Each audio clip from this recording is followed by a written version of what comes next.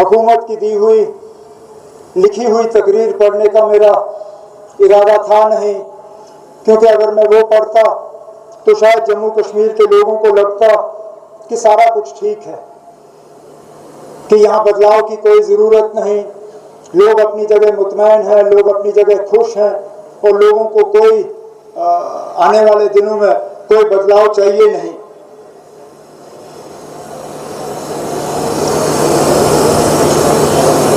कुछ हमारे दोस्त और खैर खा जो है वो बार बार मुझे बताते रहे कि आप इस साल कुछ बदलेगा, इस साल ऐलान होगा, आप इंतजार करिए, 15 अगस्त को जम्मू कश्मीर के लिए दिल्ली से बड़ा ऐलान होगा। हालांकि हकीकत यह है कि ज्यादा उम्मीद थी नहीं, लेकिन सच्चाई ये भी है कि जब बार बार कोई इंसान कोई चीज सुनता है तो कहीं ना कहीं दिल के एक छोटे से कोने में एक बात जाके बस जाती है। और बड़ी बेसब्री से हमने उस तकरीर का इंतजार किया और इंतजार किया कि शायद कहीं इस तकरीर के एक कोने में जम्मू कश्मीर के लिए कोई बड़ा ऐलान जो है वो हमें सुनने को मिलेगा। ये तब भी मुझे कहा गया था कि कागज तैयार हो रहे हैं, बस अब वक्त की बात है, आप इंतजार करिए, हो गया। हमने इंतजार किया, हुआ नहीं।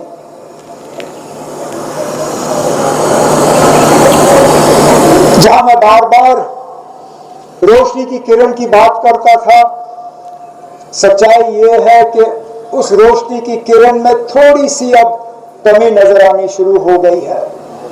मैं अभी भी हार मानने के लिए तैयार नहीं हूं, मैं अभी भी बेबस नहीं हूं, मैं अभी भी इस बात को तस्लीम करने के लिए तैयार नहीं हूं कि जो है वही है और कुछ बदलेगा नहीं। लेकिन हकीकत यह है कि मेरी जितनी उम्मीद आज से कुछ दिन पहले थी, शायद उतनी उम्मीद आज है नहीं, लेकिन उस बात पर भी मैं आता रहूंगा। जैसे मैंने अपनी तकरीर की शुरुआत में कहा, इन 11 सालों में जब से मैं यहाँ एक बार पहले खड़ा था और आज खड़ा हूं, बहुत कुछ बदला, बहुत तब्दीलियां आई और इन तब्दीलियों के पीछे सबसे बड़ा मकसद ये था कि जम्मू कश्मीर को बाकी मुल्क के साथ पूरी तरह से मिलाना है, जम्मू कश्मीर को बाकी मुल्क के साथ बराबरी का दर्जा देना है, जम्मू कश्मीर और बाकी मुल्क के साथ कोई फर्क नहीं होना चाहिए, जम्मू कश्मीर को हमने बेहतर बनाना है। आज मैं पूछता हूं, क्या वो बराबरी आई? क्या हम वाकई बाकी मुल्क के साथ बराबर के हिस्से हैं? क्या जो बाकी रियासतों का दर्जा है, क्या वो दर्जा हमारा है? क्या वाकई हम बेहतर हुए? क्या बेहतरी आई? अगर वाकई इन सवालों का जवाब हाँ है तो मैं कुछ नहीं कहूंगा, लेकिन अगर इनमें से एक भी सवाल का जवाब ना है तो मुझे बताएं ना, क्या कसूर था हमारा, क्या किया हमने कि हम आज इन हालात में अपने आप को पाते हैं। मैंने जब बेहतरी की बात की तो शायद पूरी दुनिया में मैं एक लौता इंसान हूं जो ये सही मायने में तय कर सकता है कि कितना फर्क आया है। जैसे मैंने आपसे कहा इससे पहले, जब मैंने यहाँ इस स्टेज से आप सबों को खिताब किया, मैं जम्मू कश्मीर रियासत का वजीर आला था। 6 साल मैं रियासत का वजीर आला बना रहा। आज मैं जम्मू कश्मीर यूनियन टेरिटरी का वजीर आला हूं। मैं जानता हूं कितना फर्क है एक रियासत और एक यूनियन टेरिटरी में। मैं तो ये कहता हूं कि यूनियन टेरिटरी चीफ मिनिस्टरशिप मैं किसी पे ना सोचूं, मैं चाहता हूं कि किसी को भी ये हासिल ना हो कि वो यूटी विद असेंबली का जो है वजीर आला बने, क्योंकि इसमें परेशानियां और तकलीफों के अलावा बहुत कम नजर आता है। मैंने बार बार कहा है कि यहाँ पे ये जो है ये सिस्टम गवर्नेंस का, ये जो तरीकेकार अपनाया गया है गवर्नेंस का, ये कामयाबी के लिए नहीं है, ये नाकामयाबी के लिए है। It is a system that कागज पे ये बहुत अच्छा लगता है, लेकिन हकीकत में असलियत में इसको जो है इसके बारे में जितना कम कहा जाए उतना बेहतर है। मैं जानता था ये मुश्किल होगा। मेरी तकरीर के बाद कुछ लोग शायद कहेंगे फिर आप आए क्यों? मेरी आंखें बंद नहीं थी। मुझे मालूम था कि ये हुकूमत जो है ये यूटी में बननी है। मुझे मालूम था कि ये इलेक्शन यूनियन टेरिटरी के इलेक्शन होंगे। मुझे पता था कि कुछ अरसे के लिए मुझे जम्मू कश्मीर का वजीर आला यूनियन टेरिटरी के हिसाब से रखना होगा बनिस्बत के रियासत के, लेकिन इतना मुश्किल होगा ये मुझे अंदाजा नहीं था। मुझे इस बात का अंदाजा नहीं था कि कैबिनेट के फैसले जो हैं कैबिनेट के मंजूरी के बिना तब्दील करने की कोशिश की जाएगी। मुझे इस बात का पता नहीं था कि कैबिनेट के फैसले जो हैं उनको रोक दिए जाएंगे, उन पर मंजूरी नहीं होगी, उनको कहीं डब्बे में बंद किया जाएगा और भुला दिया जाएगा। मुझे कम से कम इस बात का एहसास नहीं था। कभी कभी ऐसा लगता है कि ये हुकूमत, इसको अगर हम किसी और चीज के साथ इसकी हम बराबरी करें तो आप एक घोड़ा ले लीजिए, घोड़े की आगे की 2 टांगें बांधिए और फिर घोड़े से कहिए भागिए, वो घोड़ा चल पाएगा, यहां से वहां तक पहुंच पाएगा, लेकिन पहुंचने में बहुत तकलीफ का सामना करना पड़ेगा, बहुत मुश्किल से पहुंचेगा। और जिस तेजी और जिस रफ्तार से वो घोड़ा पहुंचना चाहेगा, जिस तेजी और जिस रफ्तार से वो घोड़ा पहुंच सकेगा, वो घोड़ा पहुंच नहीं पाएगा। हमारी भी यही हालत है। हमें हुकूमत दी गई है, हुकूमत में इख्तियारात हैं, लेकिन कहीं ना कहीं हमारे हाथ जो है हमारे पीठ पीछे बांधे गए हैं। लेकिन इसके बावजूद अगर मैं ये कहूं कि हमने कुछ नहीं किया, गलत होगा। अगर कोई ये कहे कि ये 10 महीने हमने जाया किए, गलत होगा। हमने आते ही जम्मू कश्मीर की असेंबली में जम्मू कश्मीर के खसूसी दर्जे को दोबारा कायम करने के लिए एक रेजोल्यूशन जो है असेंबली से मंजूर कराया। हमने जम्मू कश्मीर को दोबारा रियासत का दर्जा मिले, उसके लिए हमने कैबिनेट की मंजूरी एक रेजोल्यूशन पास कराया।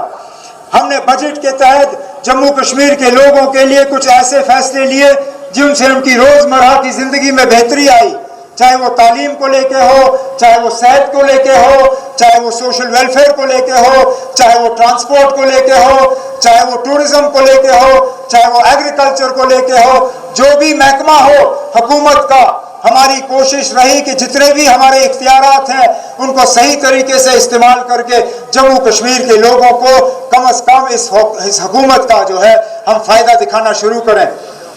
सर्दियों में जब भारी बर्फबारी के बाद बिजली का निजाम बिगड़ा तो शायद पहली मर्तबा ऐसी नौबत आई कि हुकूमत ने चंद घंटों के अंदर अंदर तमाम बिजली जो है वो दोबारा लोगों को फराहम की।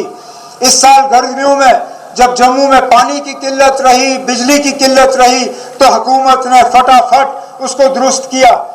यहाँ पे हमने ज़राअत को और बढ़ावा देने के लिए जो HADP का प्रोग्राम है उसकी जो आमदनी है उसके लिए जो रकम ज़ाहिर करना था उसको हमने बढ़ा दिया।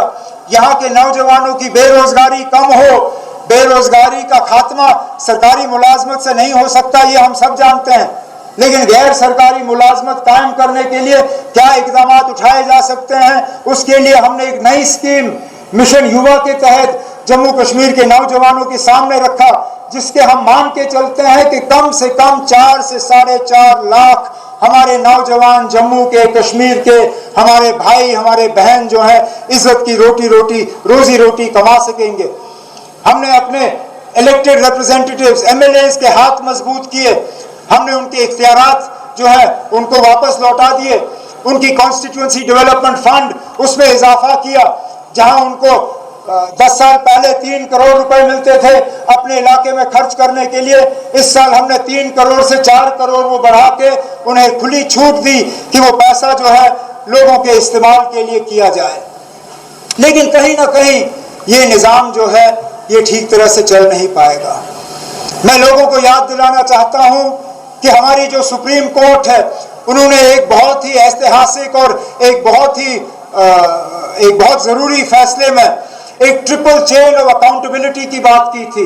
मतलब जवाबदेही के तीन कदम। उसमें यह कहा गया था कि जो अफसर है, जो ब्यूरोक्रेसी है, वो हुकूमत को जवाबदेह होगी, जो हुकूमत है वो असेंबली या पार्लियामेंट को जवाबदेह होगी, और जो असेंबली या पार्लियामेंट है वो लोगों को जवाबदेह होगी।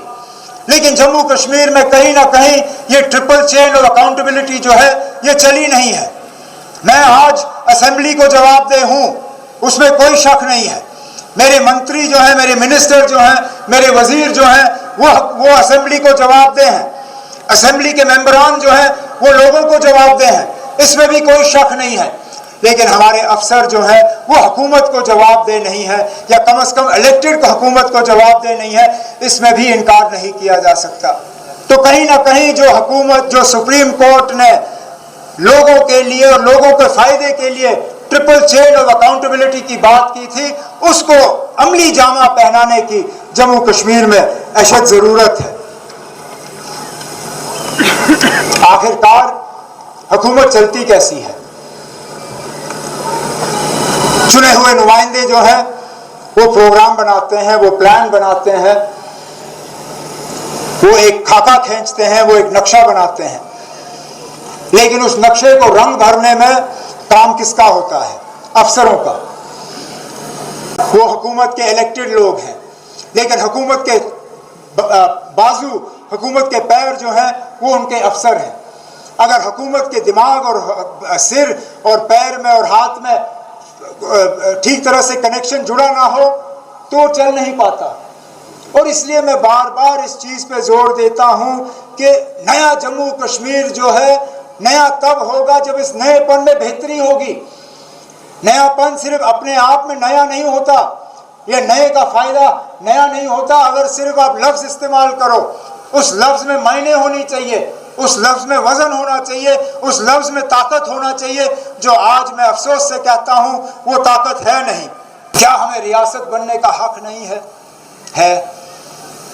क्या हमें दोबारा रियासत बनाने का वादा हमसे किया नहीं गया है? किया गया है। और इसलिए मुझे बेहद अफसोस है जो कल हमने सुप्रीम कोर्ट में कुछ बातें सुनी, जहां अफसोस से कहना पड़ता है, ये कहा गया कि पहलगाम को भी नज़रअंदाज नहीं किया जा सकता है जब स्टेटहुड की बात आ जाती है, जब जम्मू कश्मीर को दोबारा रियासत बनाने की बात आ जाती है। मेरा पहला सवाल ये है कि बताएं, जम्मू कश्मीर दोबारा रियासत बने, इसका फैसला हमारी हुकूमत नहीं करेगी? जम्मू कश्मीर दोबारा रियासत बने, इसका फैसला हमारी सुप्रीम कोर्ट नहीं करेगी?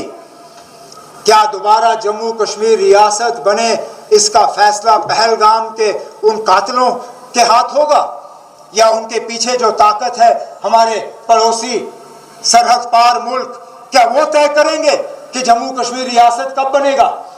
क्या जब कभी हम रियासत बनने के नजदीक आएंगे और ये लोग कोई हमला करेंगे, दोबारा हमारा रियासत का हक हमसे छीना जाएगा? आखिरकार क्या ये इंसाफ है? क्या ये सही है? हमें सजा दी जा रही है उस जुर्म के लिए जिस जुर्म में हम शामिल नहीं हैं।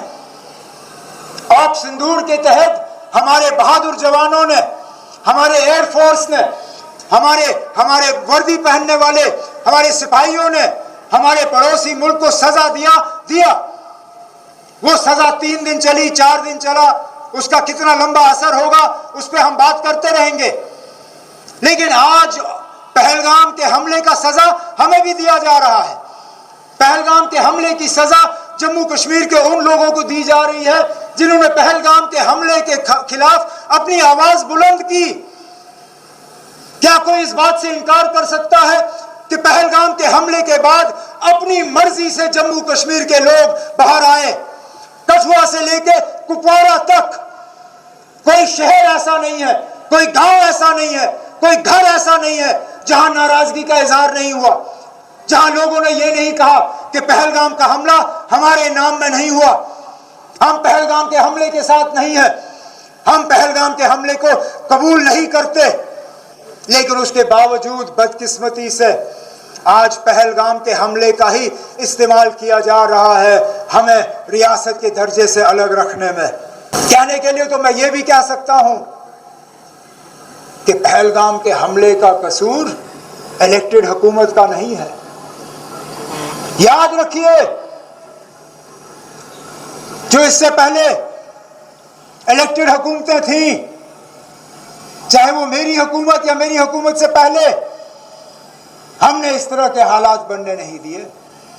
लगातार जब मैं यहाँ इस स्टेज से खड़े होकर जम्मू कश्मीर की आवाम से बात करता था तो मैं दावे से कहता था कि हर साल मिलिटेंसी के हमलों में कमी आ रही है, हर साल हमारे बहादुर फौजियों की कुर्बानियां जो हैं, उनसे जो हम कीमती जानों की कुर्बानी मांगते हैं, उसमें कमी आ रही है। हर साल जो इलाका मिलिटेंसी के लपेट में घेरा हुआ था उसमें हम कमी लाते थे। आज हमसे कहा जाता है कि इलेक्टेड हुकूमत पे यहाँ की भागदौड़ को पूरी तरह से संभालने का भरोसा नहीं किया जा सकता। अरे नाब, हमने कब ये दिखाया कि हम इस भरोसे के काबिल नहीं हैं? एक बार भरोसा करके देख तो लीजिए। हम इससे पहले भी फेल नहीं हुए हैं और इंशाल्लाह इसके बाद भी हम फेल नहीं होंगे।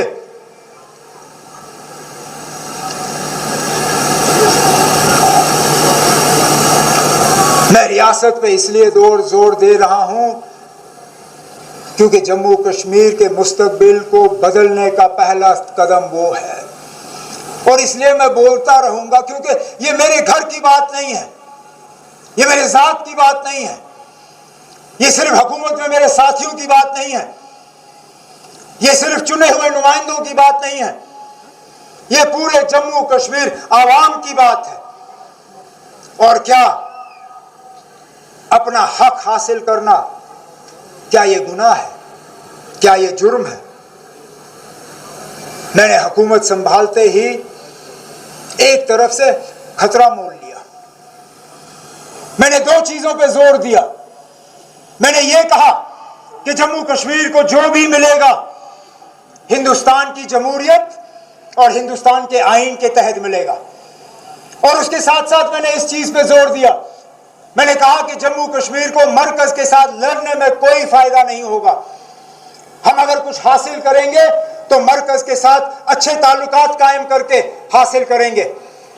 मुझे इसके लिए ताने सुनने पड़े, मेरा इसके लिए मजाक उड़ाया गया, यहां तक कि मैं मान के चलता हूं कि कुछ हद तक मुझे सियासी इसका खमियाजा भी भुगतना पड़ रहा है, लेकिन वो कीमत मैं अदा करने के लिए तैयार हूं क्योंकि मैं दिल से मानता हूं कि वाकई जो मैं कह रहा हूं सही कह रहा हूं। लेकिन ताली दो हाथ से बजती है, एक हाथ से नहीं। मैं बार बार ये कहूं कि जम्मू कश्मीर को सिर्फ और सिर्फ फायदा हिंदुस्तान की जमहूरियत में शामिल होकर होगा। जम्मू कश्मीर को सिर्फ फायदा मरकज के साथ बेहतर ताल्लुकात बना के होगा। अगर जमीनी सतह पे ये चीजें दुरुस्त साबित नहीं होती तो इसका आगे जाके खमियाजा सिर्फ मुझे नहीं भुगतना होगा, इसका खमियाजा जम्मू कश्मीर की जमहूरियत को भुगतना होगा, जो हमारे लिए बहुत भारी साबित होगा। लेकिन अब वक्त आ गया है, हमें दफ्तरों से बाहर निकल के अब अपनी आवाज उन दरवाजों तक पहुंचाना होगा जहां पे हमारे ये फैसले किए जा रहे हैं। हमने अभी तक चिट्ठियों के जरिए, रेजोल्यूशनों के जरिए, मुलाकातों के जरिए अपनी ये बात पहुंचाई है। अब हम अपनी बात जो है जम्मू कश्मीर के हर गांव से दिल्ली तक ये आवाज हम पहुंचाने जा रहे हैं। मेरा आज इरादा है, सुप्रीम कोर्ट ने हमें 8 हफ्ते दिए हैं। सुप्रीम कोर्ट ने कहा है कि 8 हफ्ते के अंदर, 8 हफ्तों के बाद जो है वो दोबारा इस मामले पे सुनवाई करेंगे। तो आज के बाद मैं और मेरे साथी बैठेंगे नहीं, मैं और मेरे साथी थकेंगे नहीं। हम ये 8 हफ्ते इस्तेमाल करेंगे, जम्मू कश्मीर के हर 90 के 90 असेंबली कॉन्स्टिट्यूंसी में हम पहुंचेंगे। 90 असेंबली कॉन्स्टिट्यूंसी में हमारी कोशिश होगी कि हर घर में, हर गांव में हम दरवाजा खटखटा के लोगों से एक दस्तखत लेंगे। जो दस्तखत नहीं कर सकेंगे उनसे हम अंगूठे की निशानी मांगेंगे और उनसे हम एक ही सवाल पूछेंगे, क्या आपको दोबारा जम्मू कश्मीर को रियासत का दर्जा दिलवाना है या नहीं? या तो मैं सही हूंगा या मैं गलत हूंगा। अगर इस कागज को दस्तखत करने के लिए तैयार नहीं है तो मैं अपनी हार कबूल करके मानूंगा कि जम्मू कश्मीर इन हालात से मुतमईन है, जम्मू कश्मीर के लोग इन हालात से खुश हैं। लेकिन मेरा दिल कहता है कि इन 8 हफ्तों में हम लाखों की तादाद में दस्तखत इकट्ठे करके मरकज की हुकूमत के हवाले और सुप्रीम कोर्ट में जजों के हवाले करके जम्मू कश्मीर के लोगों की दिलों की आवाज़ जो है उन दरवाज़ों तक पहुंचा के वहाँ से हम इंसाफ हासिल करके ही इंशाल्लाह आराम करेंगे। लेकिन तब तक